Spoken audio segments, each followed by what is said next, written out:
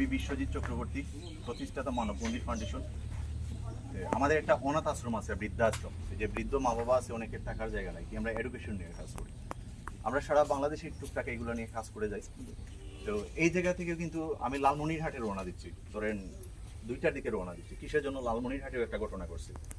তো এই যে আমরা যাচ্ছি, যেমন এই স্যার গতকালকে বারবার অনেক সময় ইয়েছিলেন যে এত দূর থেকে আসছি, যে কোনো মুহূর্তে তো যে কোনো অ্যাক্সিডেন্ট ঘটতে পারে। কি দাদা অনেক দূর থেকে আসছেন, আমরা এক মুহূর্তে কিন্তু আমাদের কোনো গ্যারান্টি নাই। কিন্তু কাদের জন্য? এই যে আমরা সংখ্যালঘু যারা আছি, আমাদের জন্য কিন্তু আমরা চেষ্টা করে যাচ্ছি। মেইন হচ্ছে দেখেন, আমাদের এইগুলা থেকে অনেক কিছু শিখতে হবে, নিজে বাঁচার জন্য সংগ্রাম করতে হবে। আমি বলছি না যে মারামারি করার জন্য বলছি না, কিন্তু প্রতিহত করতে হবে। এই থিঙ্কিংটা, প্রতিরোধের থিঙ্কিংটা আনতে হবে। যে আমাদের একটাই সমস্যা হচ্ছে, প্রোগ্রাম হলো, খিচুড়ি খাওয়া হলো, প্রসাদ খাওয়া হলো, আর সবাই স্বর্গে যাওয়ার জন্য ব্যস্ত। আমার মতে এইগুলা থেকে, আমি মূর্খ মানুষ, কিন্তু আমি এত কিছু ধর্ম করবো, আমি ধর্ম প্রচারের জন্য এই জায়গায় আসি নাই, একবারও বলি নাই। কিন্তু এই যে স্বর্গে যাওয়ার কথা, এইগুলা কিন্তু আমার বাদ দিতে হবে। দিয়ে যদি আপনি যদি বাঁচতে, যদি আপনি সুন্দরভাবে না থাকতে পারেন, জীবিত থাকতে, স্বর্গে গিয়ে কী করবেন? আপনাদের বাচ্চাদের সুশিক্ষায় শিক্ষিত করবেন, এর মানে শুধু খাতা কলমে লিখে বেড়ে এইগুলো না।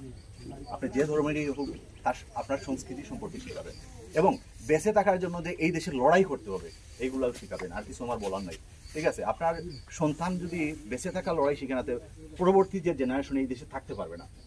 আপনি দেখেন, আমাদের দেশেও আছে, দেখা গেছে 50,000 কি 1 লাখ জনসংখ্যা আছে, এমন একটা গোষ্ঠী আছে, কিন্তু ওদের উপর নির্যাতিত হয় না। আমরা এত হিন্দু, 3 কোটি হিন্দু, আমরা থাকার পরে আমাদের উপরে কিসের জন্য নির্যাতন হয়? কারণ আমরা মেরুদণ্ডহীন হয়ে গেছি।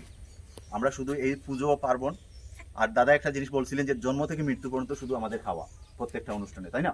এই খিচুড়ি নিয়ে সবাই ব্যস্ত, আর সবাই স্বর্গে, সবাই এইগুলা থেকে বাইরে আসে। আমাদের নেক্সট জেনারেশন বাচ্চা কাচ্চাদের কীভাবে মানুষ মানানো যায়, মানুষের মতো মানুষ, এবং লড়াই করে থাকার মতো যেভাবে ইয়ে করা যায়, এই সিস্টেমটা সবাই করবেন। আমাদের ভুল ত্রুটি মাফ করে দেবেন। আর হচ্ছে আজকে যে আয়োজন, যে অর্থায়ন করেছে বাংলাদেশ মাইনরিটি ট্রাস্ট টরন্টো কানাডার আমাদের গুরুজন, বড় ভাইরা, দিদিরা, বৌদিরা, এবং হিন্দু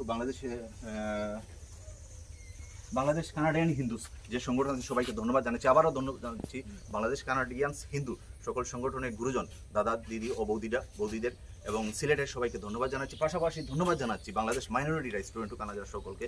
আপনাদের কারণে আমি বিশ্বজিৎ দেশের এক প্রান্ত থেকে অন্য প্রান্ত যাচ্ছি, আপনাদের জন্যই আমি স্বপ্ন দেখি। সবাই ভালো থাকবেন, সুস্থ থাকবেন, সবার জন্য শুভকামনা রইল।